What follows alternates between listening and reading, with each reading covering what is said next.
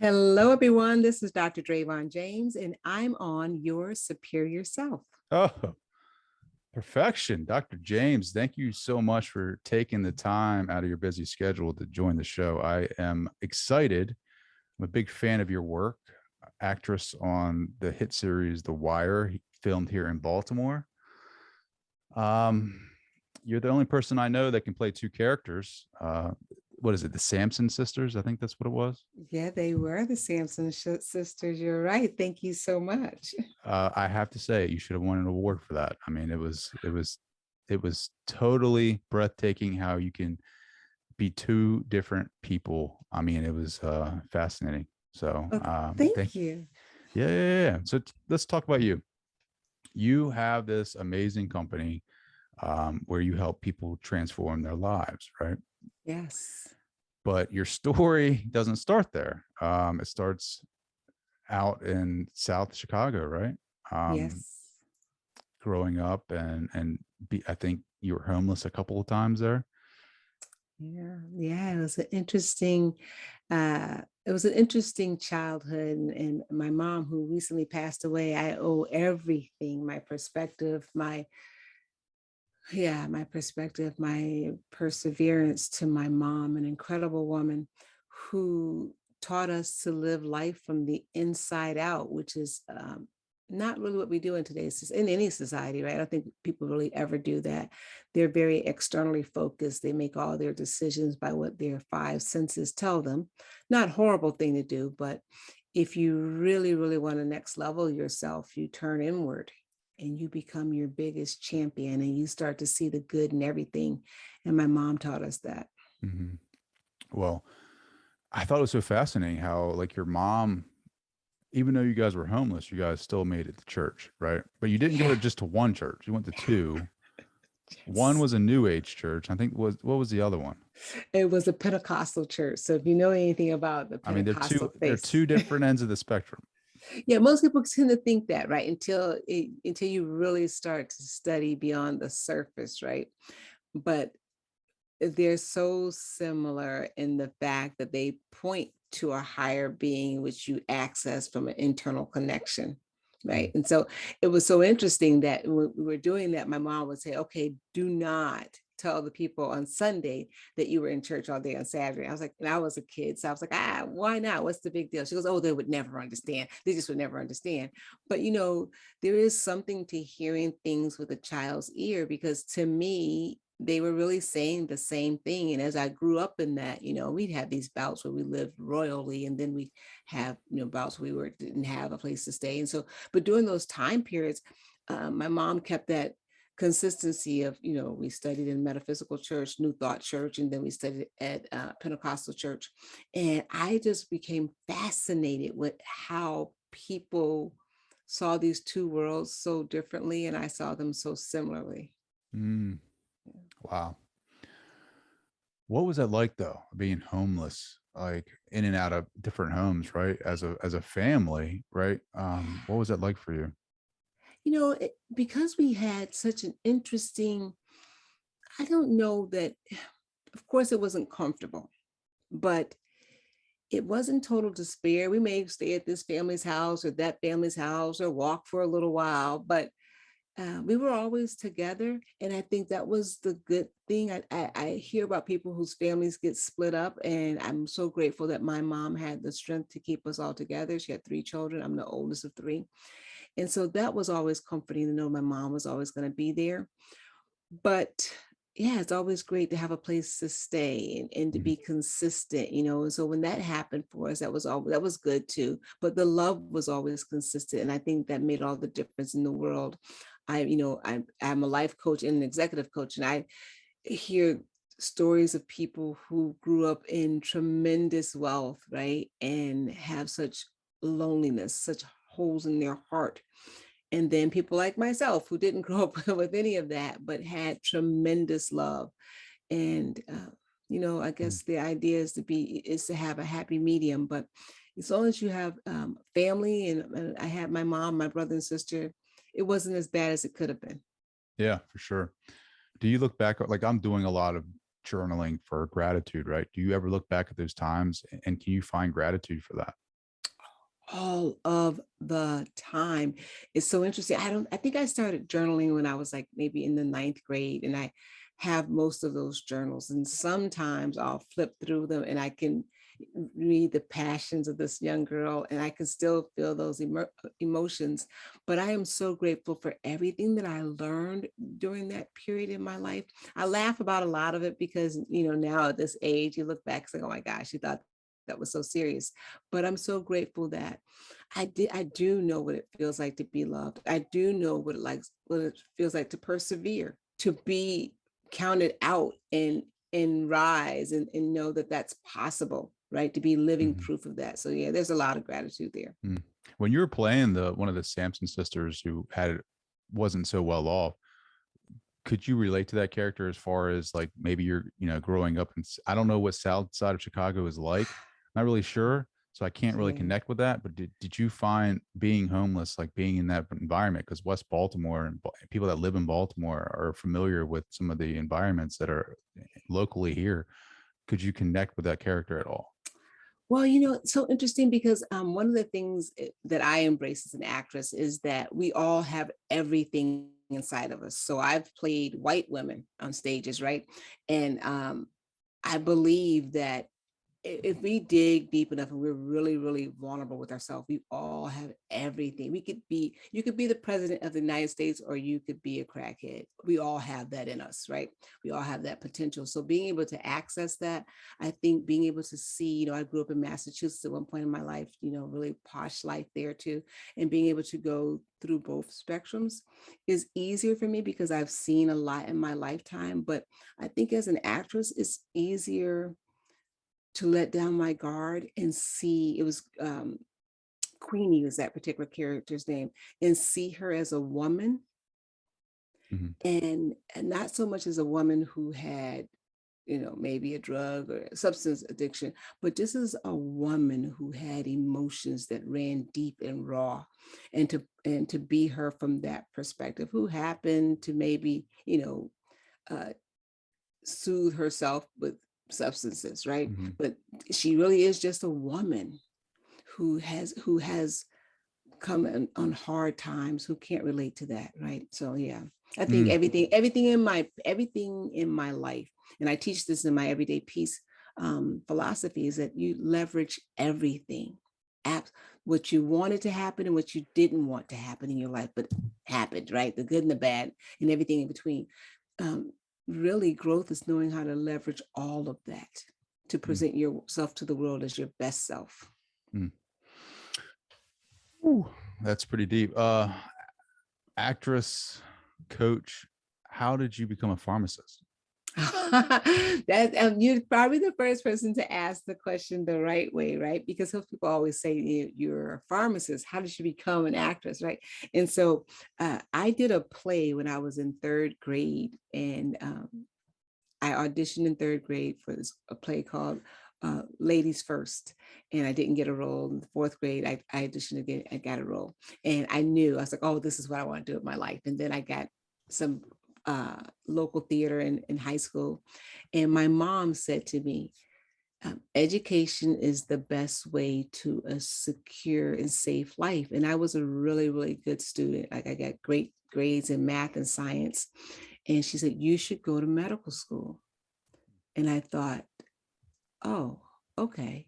When I got a candy stripe position in a hospital, and I liked the idea of being able to help people feel better, that appealed to me.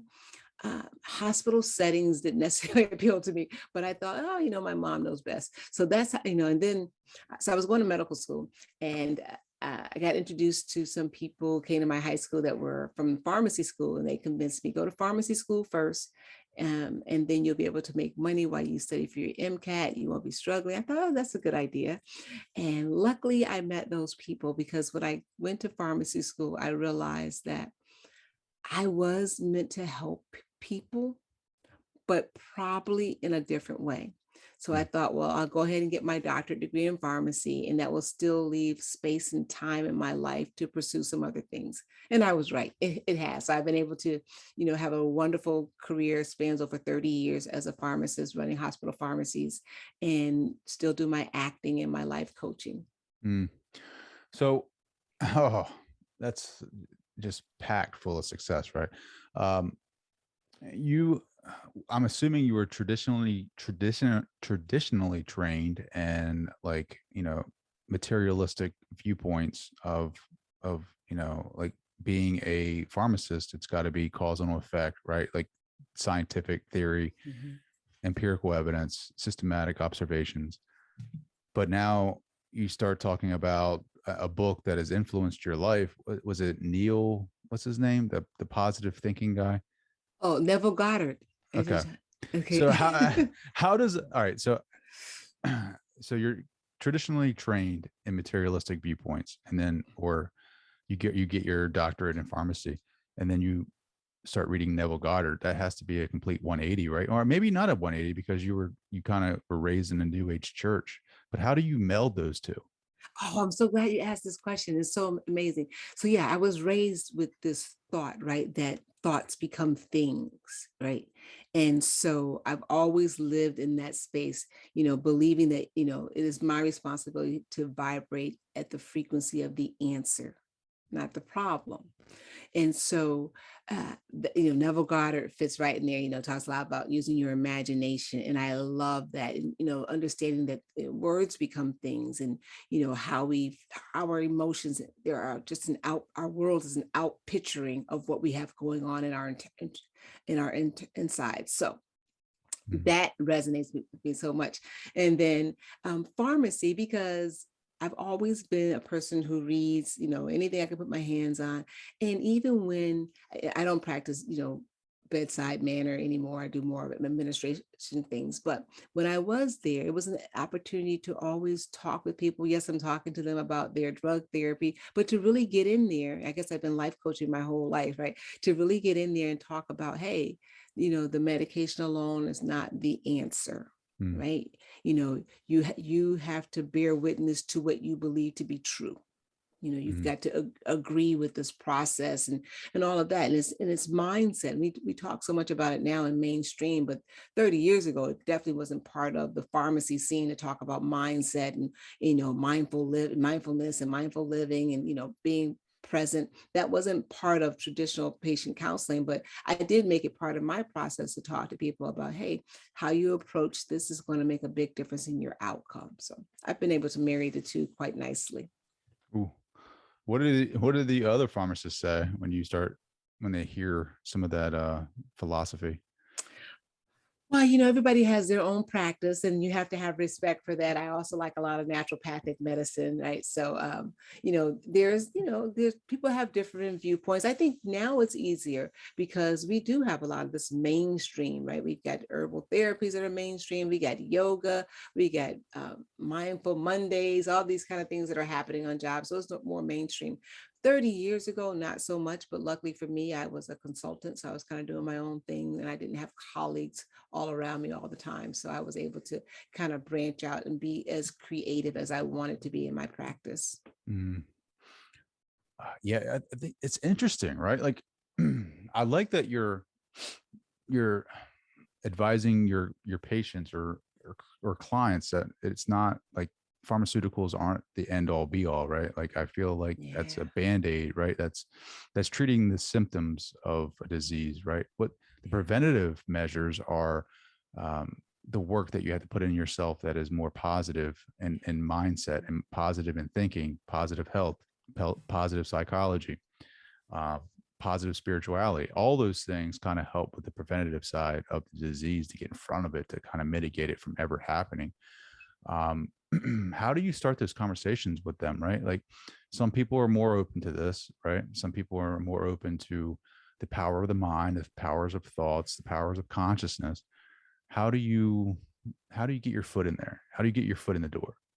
Yeah, so that's a great question too. You got all the good questions tonight. But I believe that everything starts with relationship, right? Everything is relationship. Obviously, you don't, dive into the deep end without some practice in swimming, right? So everything is with formulating relationships, and I really pride myself on that, especially when I did bench practice or work directly with patients, is really getting to know them and understanding, a simple question like, how are you feeling today, can go so many different ways, but it does open up a conversation to know, for them to know that I have a concern beyond, hey, this is what you got to do, go on home and good luck, right? So just having that conversation and being able to open up to new things. I remember I was working in one particular setting one time, and there was a man that just kept coming back with urinary tract infection, which is not really that common with relatively young men. And after, like, I kept seeing him month after month, I just started talking to him and say, hey, you're getting this a while for some time now, what's your water intake, and being able to talk about a few other things and say, hey, would you be open to just, I don't want to give you any advice that supersedes what your doctor says, but I know you're coming in here a lot, and I know this is really painful. Have you ever been talked to about this? I'd like to give you an article on this, and just, but it starts with a relationship, right? It all starts with a relationship. And then you'll get some people who are like, hey, no, I'm not. And my thought is never to ask someone to go beyond what their provider is telling them. Always want to partner with their provider and let them know that your provider is a first line in your healthcare decisions. You make your decisions with that provider, but having some knowledge about some different things, whether it be mindfulness and meditation, yoga, herbal therapies, being able to read more and arm yourself more calms you down for a lot of people. For some people, it's information overload, and you kind of know that. But for a lot of people, they want to know, okay, what else is there? Because I've been doing this for a while and I'm not getting the results that I thought I would be getting. Sure. And they're coming to you because of that, right? Because their conversations that they're having are not sparking that curiosity enough. Or not, they're just, if you don't know, you don't know, right? Right. So I think that's amazing. What kind of meditation practice do you use? Do you practice meditation? Yes. I highly recommend meditation. I don't even care if people call it meditation. I just call it like stealing the mind. Like, let the mind rest, right? I mean, if we really think about it, our brains are so overworked. We're always thinking, we're always on, right? And then you said you have small children. I can remember having, when my children were small, it was never any downtime. I was either engaging with them or thinking about engaging with them, or thinking about their well-being. And so I've never had time to really, for my brain to stop and let me rest as a human, unless I force it into that state. So I tell people my mindfulness practice, my meditation practice, it starts every morning with just, first of all, with gratitude and setting the intention for my day, and just being in a space of stillness and knowing that today is a miracle, an absolute miracle. No matter what's going on, you could say that if you're sitting on a park bench or if you're sitting on Park Avenue, today is a miracle because not everybody got to see today. Now, right? What am I going to do with that miracle? How am I going to serve today? So I do all that in my meditation practice, and then I just let it go and I just sit there in darkness. And I would like to give this tip because I get this question all of the time when I coach people. They say, you know what? I sit in meditation and my mind just wonders. I can't stop my mind from wondering. And I'm like, okay, great. So what you have to do is give your mind something to do, right? At first, until your mind gets used to being quiet. You give it something to do. So if you could sit with your eyes closed and tell your mind to go search for light. It is just like a dog when you throw a stick in the park. It gets so happy and delighted that it will spend all of its time and leave you alone looking for light with your eyes closed. It's so fascinating. If you haven't done it, it's like refreshing when you open your eyes, like, oh my gosh, even if you only get 2 minutes at first of being able to be released from that constant activity of mind activity, it's really worth it. So yeah, I I've never meditate. even tried that. Yeah, I meditate all the time. Meditate, walking, meditate all the time. So I got to ask you, since I'm a big fan of The Wire, I mean, I remember dating my wife and we would watch The Wire together. Like, what was that like being on that set, just being a part of that project? Absolutely marvelous. So funny that I have been acting for a while. So I told you I started when I was in the fourth grade. I got that tiny little role. I went on, and then I stopped for a number of years. I went to pharmacy school, obviously, and got my doctorate degree, and yada yada yada. But I had my daughter, and I looked at her, and I said, she's now 21, and I said, you know what? I could never tell this young person that I get the privilege of raising to follow their dreams if I don't follow mine. Mhm. And so I, took some acting classes, got back in the game. But so I was acting and doing a lot of stuff and commercials and plays. And when I did The Wire was the first time that my mom said to me, "Oh my goodness, you are an actress." So that meant a lot to me. She said she was in the kitchen, and she's in Chicago. She was in the kitchen. She goes, "I heard your voice." She said, "Oh my gosh, that's my child's voice coming through the television." She said she ran into the living room, and she said, "I'm staring at you." And I was doing the role of Queenie. She goes, "And there you are using foul language on the television." So, Oh, that's amazing. so that made me, that was a really wonderful experience, to have the opportunity to be a part of that production. Absolutely wonderful. Uh, yes, I love it. Besides you, who's your favorite character? On that show, oh gosh, let me think. There are so many awesome people. I guess the obvious everybody would say would be Idris, but and I'm terrible at remembering names, but this young man just passed away. Um, And gosh, I can't think of his name right now. my wife was a big fan of Wallace. He's Mhm. he was awesome. I love the part where he got sent back out to the country to live with I think his grandparents or something, and he had to Mhm. call from a payphone. But um, I liked Bump. I liked McNulty, even Oh though yes. Yeah. I liked them all. I think it was just such a great show. It was just plus it was in Baltimore, and I can always tell when they have a Baltimore actor or something, or like somebody from Baltimore area, because they have that Baltimore accent. Like Yes, that's yes. hilarious. If that was the one thing, so being from Chicago, that most of my family noticed, right? So they were like, "Oh yeah, you could pick the authentic Baltimoreans." She said, because the accents change. They Yes, said you can see yes. who's from New York and that kind of thing. But I definitely think it was an ensemble, right? Everybody there they really did such an awesome job casting that it really was an ensemble. Everybody played off each other. It was a fabulous experience, fabulous show. Omar, Omar's coming. Yes, yes. Oh my Oh, gosh. I remember walking out of a scene, and I didn't have any scenes with Omar, but I walked out of a scene and he was walking into the scene. And so I was finishing up my scene. He was getting ready to go on set and do a scene. And there were, oh my gosh, it may have been 50 people out there screaming for him. He was just so well received in Baltimore. oh, I made me scared. Like I'm terrified of Omar. Like we got a neighbor in the neighborhood, and his name's Omar, and that's all I say every time I see him. Omar's coming. Like it's just a Baltimore thing. The Wire. Yeah. So your company now, you're a coach. What what do you want to go with that? What do you want to achieve? Like you have your licensure and pharmaceutical, not um, doctorate in that. As a coach, is it a lifestyle coach, business coach? Yeah. So I do executive coaching and I do life coaching. Okay. So, and the name of my company is Next Step Leadership Academy. So, my concentration is really on women, but I coach a lot of men too. But I do a lot of group coaching with women. And really, I started off.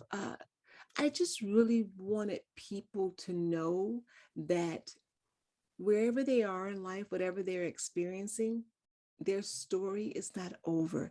Success is one thought away. And so I started really just wanting to teach that. You just wanted to be on stages and get people to understand that. And then I just started getting people who would say to me, hey, can I talk to you later? Can I do this later? So I was actually doing a pharmacy. I used to do lecturing for pharmacy.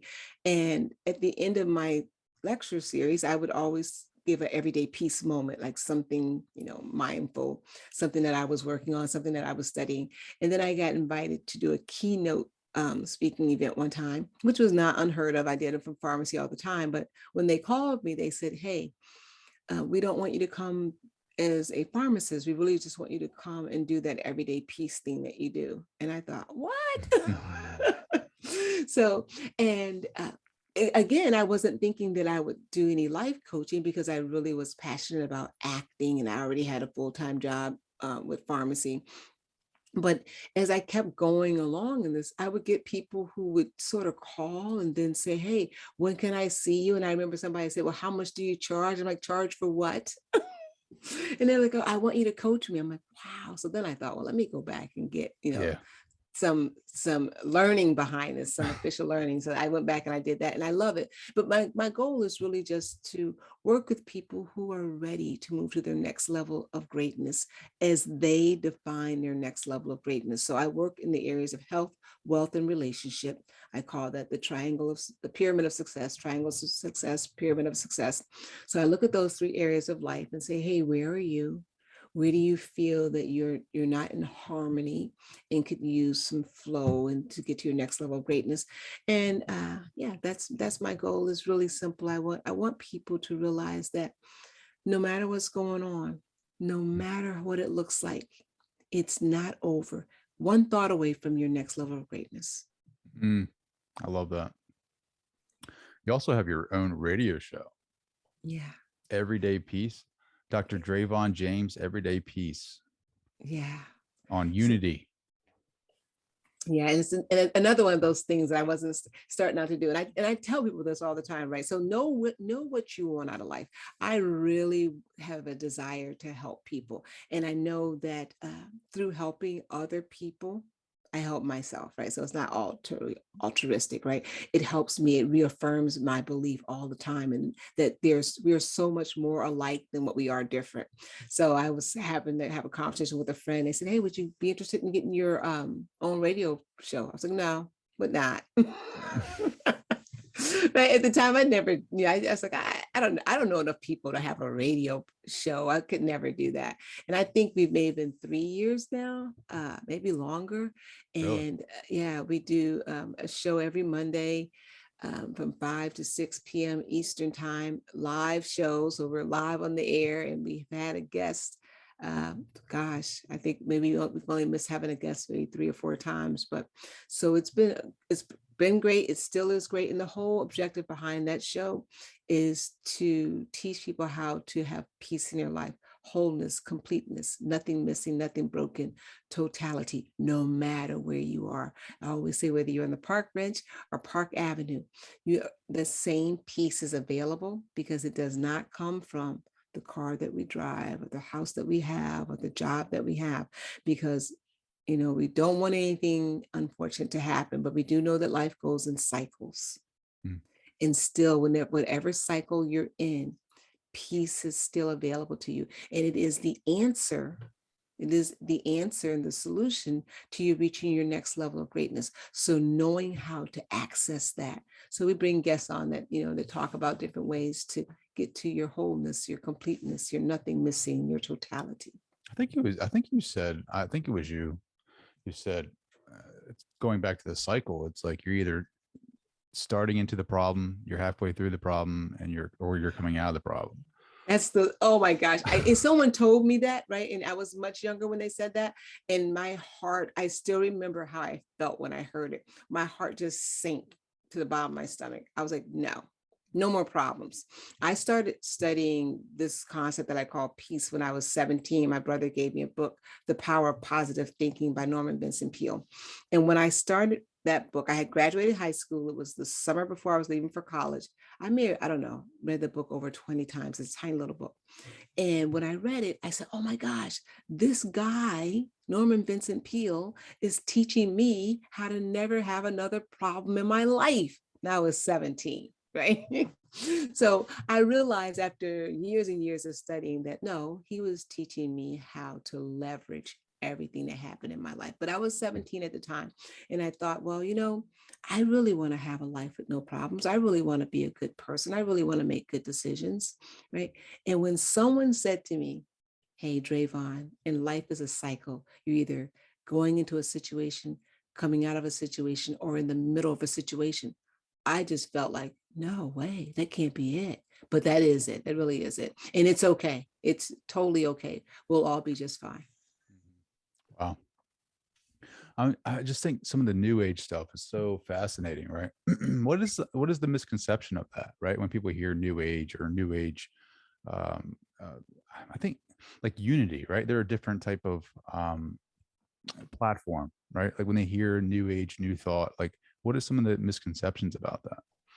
I think, I've always wondered that myself too. I think that a lot of times people believe that, oh, maybe they don't believe in God, right? And that's so untrue, right? There is a belief in God, a supreme being, whatever you want to call it. I don't think that new thought gets so wrapped up in what you call God, right? But I think sometimes that words can do two things. They can unite us or separate us. And unfortunately, most of the times we use them to separate us, right? So Sure. I think that people really get confused in mainstream religion and they think, oh my gosh, if you say your new thought, that means that you don't believe in God. And that has not been my experience. At least I could say that. I've never gone to a new thought church where they say, oh no, there's no God. What they do, I think that is a little bit different, is that maybe they view God as Part of us, being, right? yeah, being part of us, that part, the oneness, not the separate. There's no separation. There is only one. And I find that a lot of religions at their core believe that too, but unless you're a person who reads the word of God for yourself, you may not necessarily hear that from the pulpit. But I do believe that our religious teachers do know that, that it's definitely written in the word of God. It's in the Bible, right? But in New Thought, that is part of the doctrine, that teaching the oneness. There is this oneness. There is no separation, right? So yeah, but I don't know. People, I think we have a tendency, right? We'll separate over anything, right? The ego is so afraid that they it will be not here forever, so it fights everything. And I think that's a lot of times, well, in New Thought too, sometimes you hear people say, oh, I reject traditional religion. No, you really can't. It's all pretty much the same. Yeah. Anytime you draw that line, it's not really you talking. It's like the ego drawing that boundary, right? Yeah, I am God, like I am God, right? right. We are a part Yeah, of that. It's not saying I am that, or right. We are that. connected with that, Yeah, right? it's We like are yeah. connected. It's like the Yeah, ego is so right. like it's that hit of dopamine when you're like, oh, I am God, and then it's like, right. well, you have that what you're saying is, it is halfway, partway there, but you are not God. You are a part of that. And the ego wants to, like you said, like wants to remain in charge because that's what the ego Yeah, does. It's afraid of letting go, afraid of not being the one that is predicting or, making you do the thing. And then acting like I think you said before, like acting like the 2-year old and throwing a temper tantrum when we get insulted, yeah. you know? Yeah, I love that about the ego. It's so funny that people say, oh, how can you love the ego? Because it does remind me of a 2-year-old, right? The ego is very good at realizing that, oh, I'm not happy, right? We need to know when we're not happy, right? So that's how we move towards happiness. But then the ego does not have any skill sets whatsoever that revolve around problem solving. It cannot do that. It's like sending your 2-year-old out there to talk to your neighbor about their grass being too high. Can't do it. The 2-year-old can't do it, right? So it's the same thing with the ego, right? It cannot solve our problems. It can say, "Hey, guess what? I'm scared. I'm unhappy. I don't feel safe," which is really what it's saying most of the time, is that Mhm. I don't feel safe, right? And so when a 2-year-old doesn't feel safe, if we're a parent or someone's been around 2-year-olds, that's the time that we lower our voice, right? We maybe get down on their level. We maybe hold them so that they can calm down, they can feel safe. That's the same thing that the ego is asking for. but it doesn't know how to do it, right? If you've been with a 2-year-old, right? It's time for a nap. They need a nap, right? But they're not going to lie down easily, right? They're going to kick and scream. And someone's got to be patient enough, right, to go through that process and lull them in and get them settled down. And that's what our ego is saying. I'm scared. I am scared. I'm not going to survive. They're going to find out that I'm not good enough. And it's all this fear, right? So we've got to, with our adult mind, with our God-centered mind, be able to say, no, you're safe. You're okay. There are no enemies here, right? We've got to be able to do that. And that takes practice. And I think a lot of that is taught, maybe more so in New Thought churches, how to address that ego mind. Do you take your kids to those churches, New Age? So, my gosh, my kids are 19 and 21. They're both in college now, right? And it's so funny. Unintentionally, right? This is a thing that I did without intention, not intending to do this. I did the same thing. We went to a traditional church, a traditional church family. My kids grew up there. They know us. We love them. They love us. And we also went to a New Thought church, and that's our family. They know us. We know them. We love them. They love us. And I did not intend to do that, but it's part of my DNA, I guess. It just happened. I just thought, well, you know what? Yeah.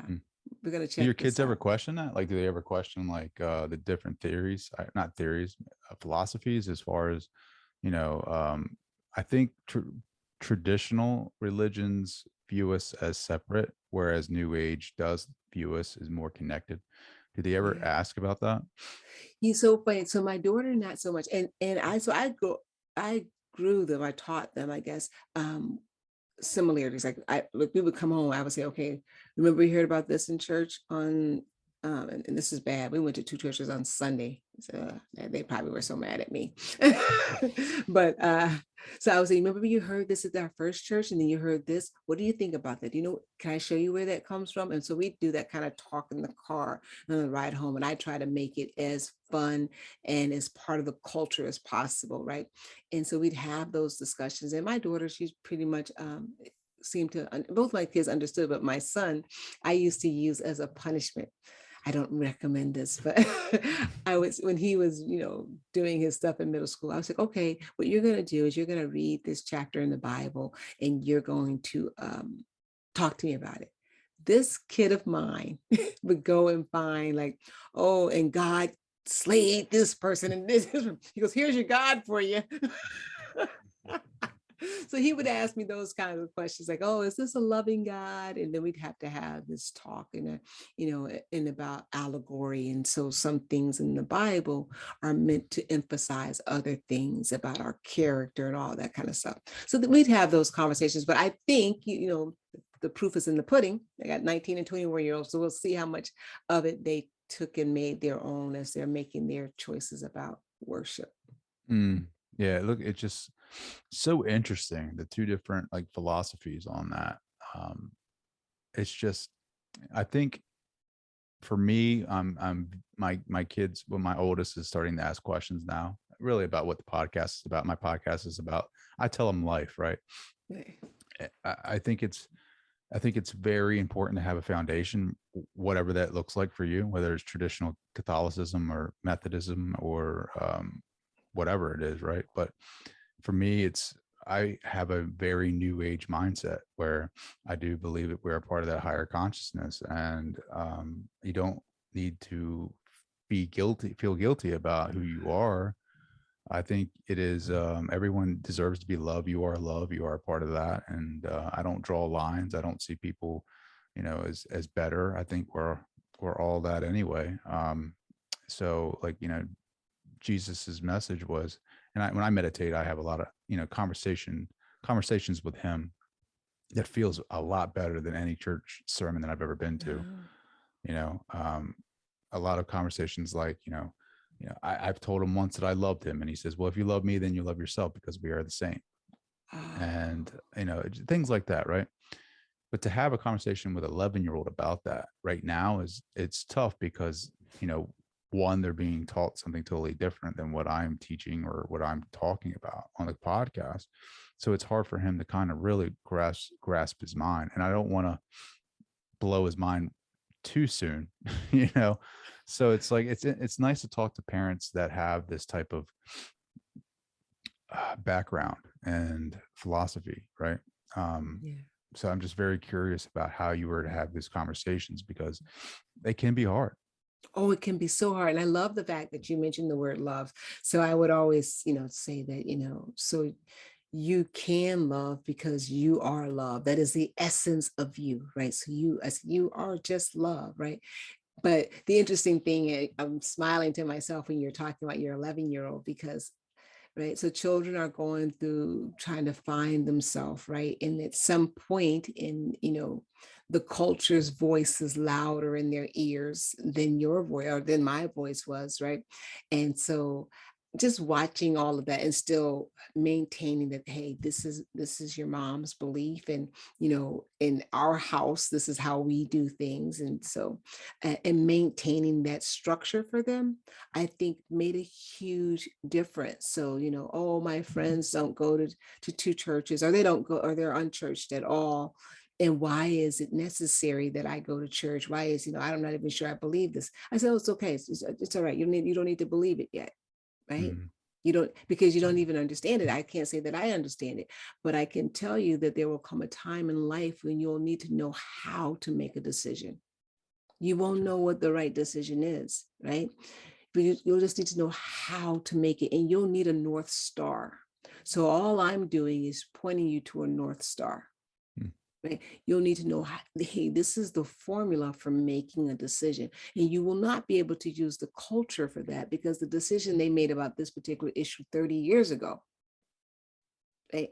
They don't have a North Star around it. Not saying that's bad or good. We're not judging that. But you as an individual need to have a North Star for which you stand on and say, hey, is this love? Mm. Oh, right. Then no, if it's not love, then it's fear. And we're not gonna move in fear. Mm. I love that.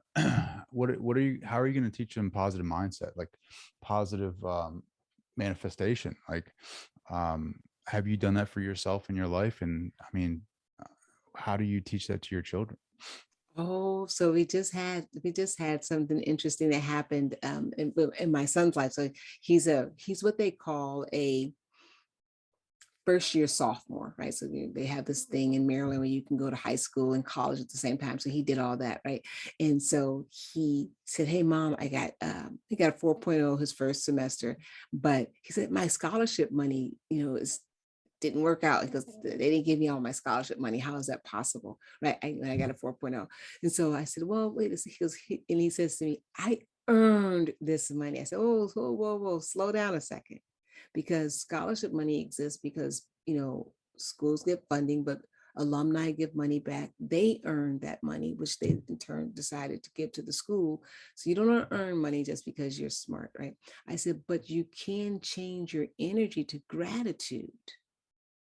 Instead of saying, I'm due this, and be grateful for the alumni who have given back to the school, the funding that the school has, and see what happens then. He calls me, he goes, "Hey, mom, guess what? I misread the doggone bill. I did get the scholarship, right?" But this whole thing of being, of starting out with gratitude, and I tell my kids all the time, even when your five senses tell you, your eyes and everything say, hey, this is not working out in your favor. Be honest enough to say that you cannot see through brick walls. You Mm. can't. We're not Superman, right? And so be grateful enough to say, I'm grateful to know. I'm grateful to know like I know, because it's happened before in my life that behind this disturbing vision, behind this disturbing is the answer. That's it. Mm. That's it. And we talk about it that way. So, I'm honest and say, there's a lot of things I've prayed for that didn't look like they happened, right? But there's a lot of things I prayed for and meditated on that did happen. And the things that didn't happen, I don't remember them so well, because I guess what happened in place of that was even more than what I was even dreaming of. Mm. Yeah, Yeah. that's powerful. I love that. Mm. How can people connect with you? How can they find more out about your business and what you got going on? So the best way to find things out about me is on my website, which is just my name, drdravonjames.com. But if they can follow me on social medias, Instagram, Facebook, LinkedIn, under the same name, dravonjames.com. And I have a wonderful free Facebook group called Leaders in High Heels, where I endeavor to create a fun, active environment for women, teaching leadership skills that are transferable. You can use these leadership skills to next level your health, next level your wealth, and next level your relationships. So, having been in leadership for over 30 years in the healthcare arena, I realized that there are some things that business does very, very well. And so I teach how to improve your self-esteem and your self-confidence using leadership skills and really go to your next level of greatness. So you can find me on those platforms doing those wonderful things. And of course, on my radio podcast every Monday, Dr. Dravon James, Everyday Peace on the Unity Online Radio Network. Mm. Dr. Dravon, I can't thank you enough for coming on the show. This has been fantastic. Oh, thank you for having me, Trey. It's been wonderful.